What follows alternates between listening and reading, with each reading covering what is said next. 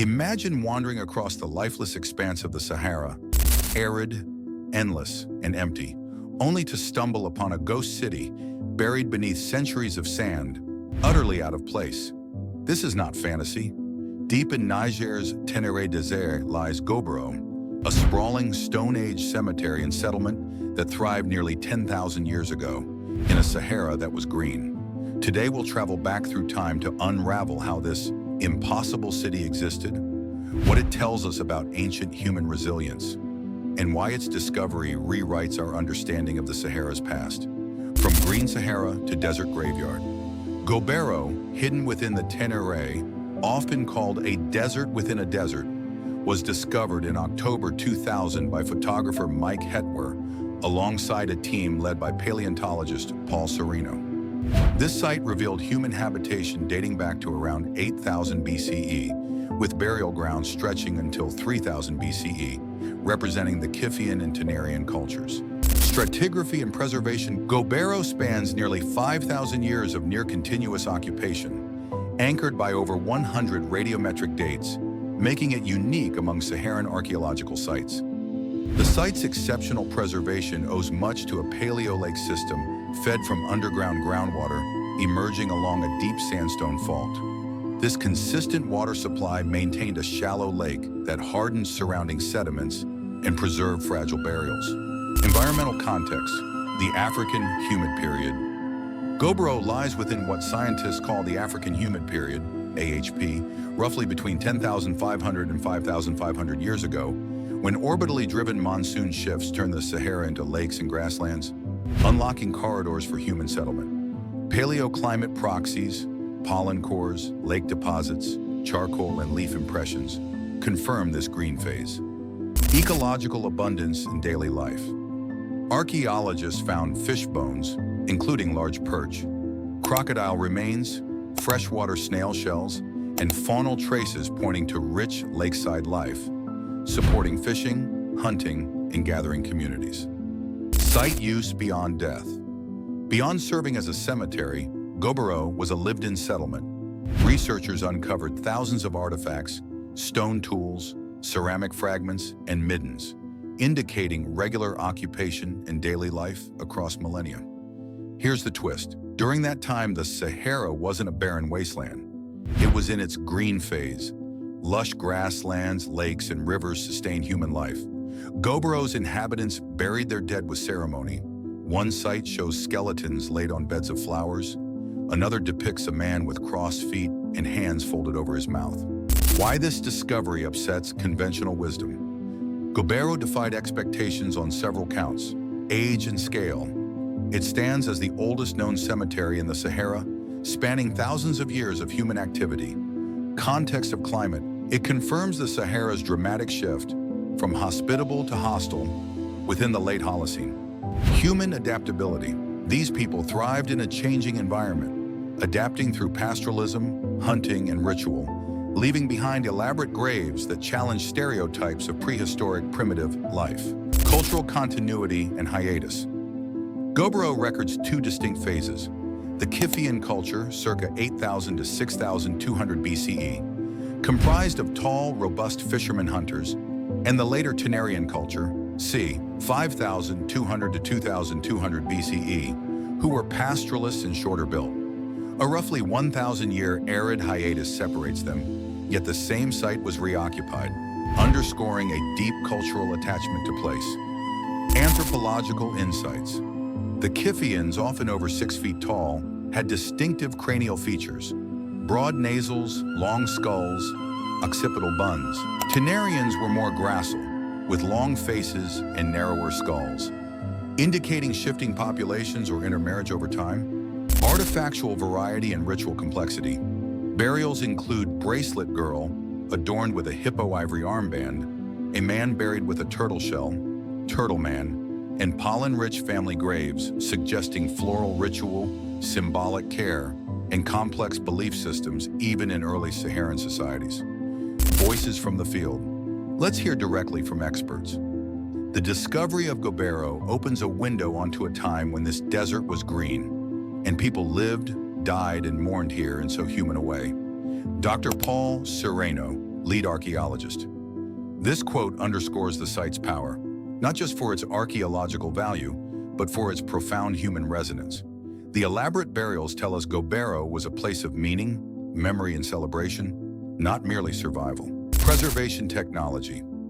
Archaeologists used a modified field jacket method, originally developed for fossils, to extract burials intact, and then performed CT scanning to digitally unwrap skeletons, allowing for non-invasive analysis of posture and artifacts.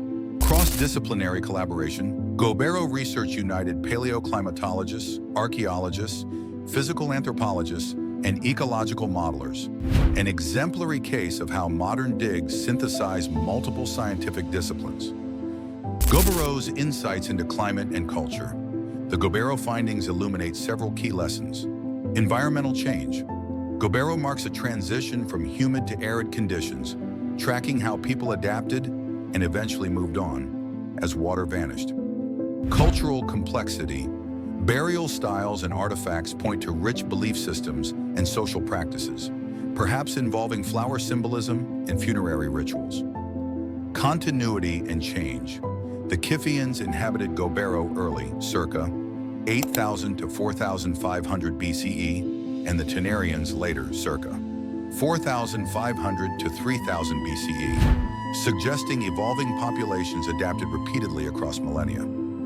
Timeline visualization. A dynamic timeline showing environmental phases, initial AHP lake phase, desertification, reoccupation, and final arid phase, showcasing how climate and culture overlapped at Gobero. Dietary shift in mobility. Isotopic and bone-wear analysis indicates Kiphians relied heavily on aquatic resources, fish, snails, while Tenarians incorporated cattle herding and terrestrial hunting, signaling a shift in subsistence strategies. Artifacts as culture bearers. Highlight rotating 3D visuals of hippo ivory bracelets, ostrich shell beads, wavy line pottery, and stone tool types, demonstrating craftsmanship and evolving aesthetics. Broader Sahara, more hidden cities. Gobero may be the most striking, but it's not alone. Across the Sahara, especially in Libya, Chad, and Algeria, satellite imagery reveals dark shapes below sand. Roads, walls, circular settlements, hints of buried cities or villages. One known civilization, the Garamantes, who thrived between 500 BCE and 700 CE in southwestern Libya. They built walled towns, a capital called Garama, and engineered an elaborate underground Fogara water system. 500+ shafts tapping a deep sandstone aquifer to sustain life in an arid land. The lesson: though the Sahara is vast and inhospitable today, human ingenuity once allowed entire civilizations to flourish in hidden enclaves. Garamantes civilization overview. The Garamantes, flourishing from around the 1st millennium BCE to the 7th century CE, ruled a kingdom of some 180,000 square kilometers in Fezzan, southwestern Libya, ruling via sophisticated fogaras, khanats, and urban centers like Garama. Hydraulic mastery and trade influence. Field surveys have documented 550 fogaras in the Wadi al-Ajal, likely built between late 1st millennium BCE and early Common Era, enabling farming, settlement, and control over trans-Saharan trade routes. Possible scale. Some remote estimates suggest the ancient Fogara network might have spanned up to 20,000 kilometers, empowering oasis civilization and population as high as 10,000 per valley. Trade and cultural exchange. The Garamantes appear in texts like Herodotus and Roman records. Their trade connected sub-Saharan markets, slaves, ivory, with Mediterranean goods, wine amphorae, glassware, making them central Saharan intermediaries. Jado, a mysterious fortress in the sands. Another enigma lies in northeastern Niger. The fortress-like villages of Jado, perched atop rocks and built of salt and clay. Known as Ksars, their crenellated walls and watchtowers appear wildly out of place, yet no scientific dating or excavation has yet been done, leaving their origins in abandonment a mystery. Jado exemplifies how much of the Sahara, despite modern technology, remains archaeologically unexplored. Architectural features. Jado's Ksars are multi-storied salt and clay structures with internal courtyards, narrow passageways, watchtowers, and hidden corridors, possibly serving as caravan fortresses or oasis towns along medieval trans-Saharan routes. Possible cultural ties. Some link Jado to Sao or Kanuri peoples, or with Ibadi traders from Jadu in Tripolitania. It may have been part of the Kanem-Bornu kingdom, 13th to 18th centuries CE, affected by malaria, raids, water scarcity, and disease-driven abandonment. Oral traditions and local memory. Tuareg and local narratives speak of Jado's historic date production, salt trade, and eventual migration off the plateau, though none have been confirmed archaeologically. Why the Sahara hid these cities? Why were these places forgotten? 3 reasons. Shifting sands. Alien action buries remains quickly. Dunes can obliterate villages in generations. Changing climate. As the Sahara dried, people migrated.